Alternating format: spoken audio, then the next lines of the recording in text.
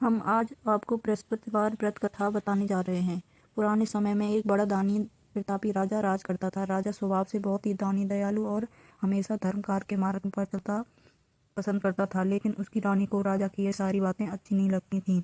रानी ना तो व्रत करती, ना ही दान पुण्य करती। उसके साथ ही वो राजा को भी ऐसा करने से मना करती थी। एक बार राजा जब शिकार खेलने के लिए गए हुए थे तो राजा, रानी और दासी घर पर अकेली थीं। तभी भगवान विष्णु साधु का वेश धारण कर भिक्षा मांगने आए। साधु को देख रानी ने कहा कि हे महाराज, मैं इस दान पुण्य से तंग आ गई हूँ। इसके लिए तो मेरे पति ही काफी हैं। कृपया आप मुझे कोई ऐसा उपाय बताएं जिससे कि यह सारा धन नष्ट हो जाए और आराम से रह सकें, साथ ही उसके पास करने के लिए कोई काम ना हो। रानी की बात सुन साधु महाराज ने कहा कि हे रानी, तुम तो बड़ी विचित्र हो, क्योंकि संतान और धन से कोई दुखी नहीं होता। अगर तुम्हारे पास अधिक धन है तो इसे दान पुण्य और शुभ कार्य में लगाओ। लेकिन रानी साधु की यह बात अच्छी नहीं लगी। कहने लगी कि मुझे ऐसे धन की आवश्यकता नहीं जिससे रखने संभालने में ही मेरा सारा समय बीत जाए। रानी की बात सुन साधु के भेष में बृहस्पति भगवान ने कहा कि यदि तुम ऐसा चाहती हो तो ऐसा ही होगा। जैसा मैं बताता हूँ तुम वैसा करना होगा। साधु महाराज ने रानी से कहा कि तुम 7 बृहस्पतिवार अपने घर को गोबर से लीपना, भोजन में मांस मदिरा का सेवन करना, कपड़ा धोबी के यहाँ धुलवाना। इन कार्यों को करने से तुम्हारा सारा धन नष्ट हो जाएगा और तुम आराम से रह सकोगी। इतना कहकर साधु अंतर्ध्यान हो गए। रानी ने साधु के बताए मार्ग पर चलना शुरू कर दिया। 3 बृहस्पतिवार बीतने पर ही राजा की धन संपत्ति नष्ट हो गई। राजा का परिवार भोजन के लिए तरसने लगा। गरीबों को देखते हुए एक दिन राजा ने रानी से कहा कि यहाँ पर उसे सब जानते हैं, इसलिए वह परदेश जाकर कोई काम कर लेंगे। ऐसा कहकर राजा परदेश चले गए। परदेश में राजा जंगल से लकड़ी काट कर लाता, उसे बाजार में बेच देता। वही रानी दासी घर पर अकेली रह गई। एक समय बाद रानी दासी को लगातार 7 दिनों तक बिना भोजन के रहना पड़ा। इस पर रानी ने दासी से कहा कि पास में ही उसकी बहन का घर है, वह काफी धनवान है। तू उसके घर जाकर खाने के लिए कुछ सामान ले आ ताकि कुछ दिन गुजर बसर हो सके। जब रानी दासी की बहन के घर गई तो उस दिन बृहस्पतिवार का दिन था। रानी की बहन भगवान बृहस्पतिवार की कथा सुन रही थी। जब दासी ने रानी का संदेश उसकी बहन को सुनाया तो उसने कोई उत्तर ना दिया। बहन से उत्तर ना मिलने पर दासी को गुस्सा आया, वह दुखी भी हुई। दासी ने वापस जाकर सारी बात रानी को सुनाई। रानी ने अपने भाग को कोसने लगी। वही रानी की बहन ने सोचा कि बहन की दासी आई हुई थी, लेकिन तब तक वह कथा सुनने के कारण उसे उत्तर नहीं दे पाई, क्योंकि जब तक कथा होती तब तक ना तो उठते हैं ना कुछ बोलते हैं। ऐसा सोचकर रानी के घर चल दी। बहन ने रानी से पूछा कि दासी क्यों आई थी, तो रानी ने कहा कि तुमसे कुछ छिपा नहीं है, हमारे घर में खाने के लिए कुछ नहीं है। ऐसा कह रानी की आंखें भर आईं। तब रानी की बहन ने कहा, भगवान बृहस्पति सबकी मनोकामना पूर्ण करते हैं। तो रानी की दासी ने कहा कि वो वैसे तो हम रोज ही व्रत करते हैं, यदि आप अपनी बहन से बृहस्पतिवार व्रत के बारे में कुछ पूछ लें तो हम भी इस व्रत को किया करेंगे। तब रानी की बहन ने बताया कि बृहस्पतिवार के व्रत में केले की जड़ में चने की दाल, मुनक्का से पूजन करें, दीपक जलाएं, कथा सुने, पीला भोजन करें। ऐसा करने से भगवान विष्णु प्रसन्न होते हैं। रानी की बहन ने उसे बृहस्पतिवार व्रत करने की सलाह दी। व्रत की विधि, कथा, पूजन के बारे में बताकर अपने घर चली आई। एक सप्ताह बाद जब गुरुवार का दिन आया तो रानी दासी ने व्रत किया। दासी ने गुड़साल जाकर चना गुड़ बीन लाई, फिर केले की जड़ में भगवान विष्णु की विधि विधान से पूजा कर कथा सुनी। रानी और दासी ने व्रत कर लिया। वह बहुत दुखी हुई कि पीला भोजन कहाँ से लाएं, लेकिन उन दोनों को व्रत करते हुए देख गुरु भगवान ने प्रसन्न होकर एक व्यक्ति के रूप में 2 थाली में सुंदर पीला भोजन दे दिया। तब रानी दासी दोनों ने भोजन ग्रहण किया। उसके बाद रानी और दासी दोनों गुरुवार का व्रत पूजन करने लगी। देवगुरु बृहस्पति की कृपा से उसके पास धन संपत्ति आ गई। उसके बाद रानी ने फिर से आलस करने लगी। तब दासी ने रानी से कहा कि तुम पहले भी आलसी थी, जिसके कारण सारा धन नष्ट हो गया।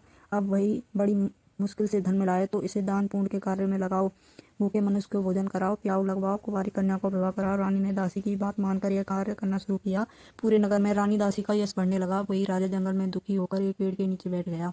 पुरानी बातों को याद करके रोने लगा। तभी गुरु भगवान साधु का वेश रख राजा के पास आए। उससे रोने का कारण पूछने लगे। राजा ने दोनों हाथ जोड़कर कहा कि आप तो सब जानते हो। ऐसा कह राजा ने अपनी पूरी बात साधु देव को बताई। तो साधु देव ने कहा कि राजन, तेरी रानी ने देव गुरु का निरादर किया था, इसके कारण तुम्हारी ये दशा हुई है, लेकिन अब तुम्हारे सभी दुख दूर हो जाएंगे। तुम पहले से अधिक धनवान हो गए। जीवन में सुख यश की प्राप्ति के लिए बृहस्पति व्रत कथा शुरू कर दो। साधु ने राजा से कहा कि तुम बृहस्पतिवार के दिन चना मुनक्का से केले की जड़ और बृहस्पति देव की पूजा और व्रत कथा करना, इससे तुम्हारे सारे दुख दूर हो जाएंगे।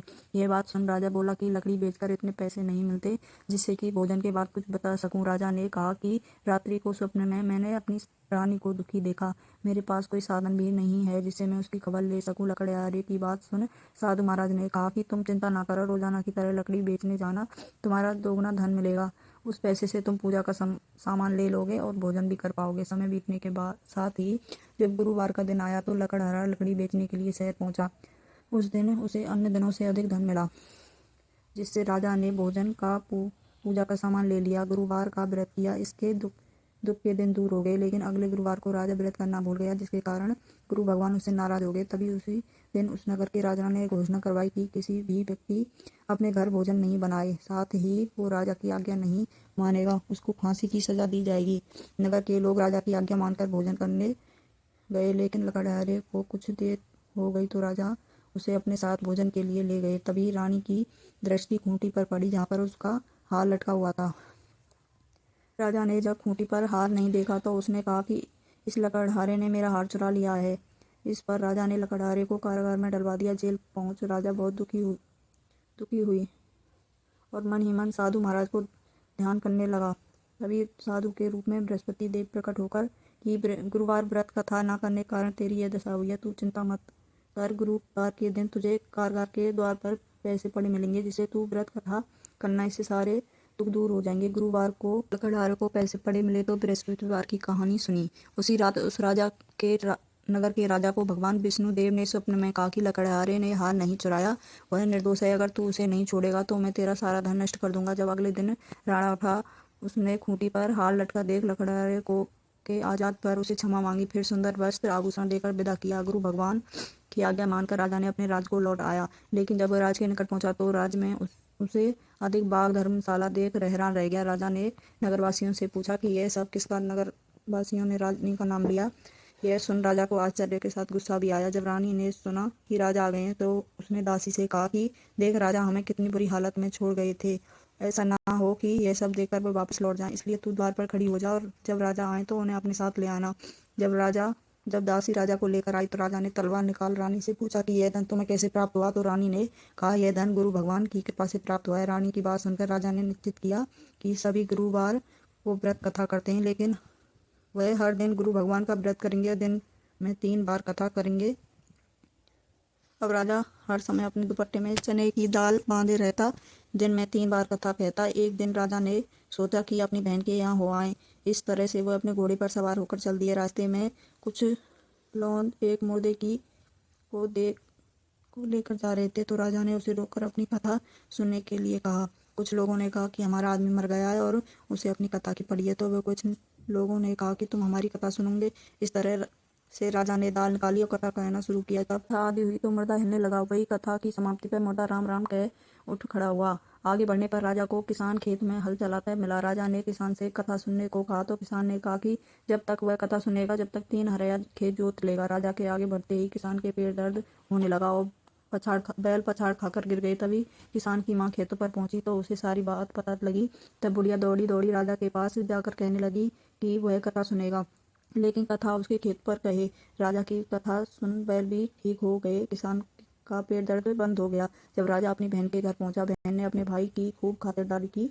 दूसरे दिन जब राजा जगा तो उसने देखा कि सभी लोग भोजन कर चुके हैं। तो राजा ने अपनी बहन से पूछा कि क्या कोई ऐसा होगा जिसने अभी तक भोजन नहीं किया। तो बहन बोली कि यहाँ तो सब सुबह ही भोजन कर लेते हैं, लेकिन अगर कोई आसपास होगा तो मैं देख आती हूँ। बहन ने पता किया कि पास में कुमार के घर उसका बेटा बीमार है, उसके घर में किसी ने भोजन नहीं किया है। बहन ने आग्रह किया कि भाई की कथा सुन लें। जब राजा ने कुमार के घर जाकर कथा कही तो उसका बीमार लड़का ठीक हो गया। यह देख चारों तरफ राजा की प्रशंसा होने लगी। इसके बाद एक दिन राजा ने अपनी बहन से कहा कि जब अपने घर को आ जाएंगे तुम भी तैयार हो जाओ। जब राजा की बहन ने अपनी सास से पूछा तो उसने कहा कि तू चली जा, लेकिन अपने बच्चे को मत ले जाना क्योंकि तुम्हारे भाई के बच्चे नहीं है। इस पर बहन अपने भाई से बोली कि भैया मैं तो चलूंगी, लेकिन कोई बालक नहीं जाएगा। यह सुन राजा दुखी हो गए। कहने लगा कि जब एक भी बालक नहीं जाएगा तो तू साथ चलकर क्या करेगी। यह सुन कहकर राजा दुखी मन से अपनी बहन के घर से वापस आ गया। रानी ने राजा को दुखी देख कारण पूछा तो राजा ने सारी कहानी सुना दी कि हर निर्वंशीय है इस पर राजा ने कहा, बृहस्पति भगवान हमें संतान अवश्य देंगे। उसी रात भगवान विष्णुदेव ने राजा को स्वप्न कहा कि हे राजन, उठ जाओ, सोच त्याग, तेरी रानी गर्भ से है। देवगुरु बृहस्पतिवार की बात सुनकर राजा खुश हुए।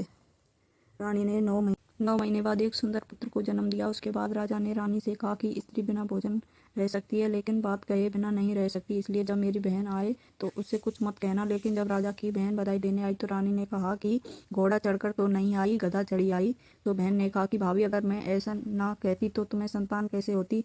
बृहस्पति भगवान सबकी मनोकामना पूरी करते हैं। जो भी भक्ति पूर्वक बृहस्पति कथा को पढ़ता है, सुनता है और दूसरों को सुनाता है, गुरु भगवान सबकी मनोकामना पूर्ण करते हैं। लाइक सब्सक्राइब करें प्लीज।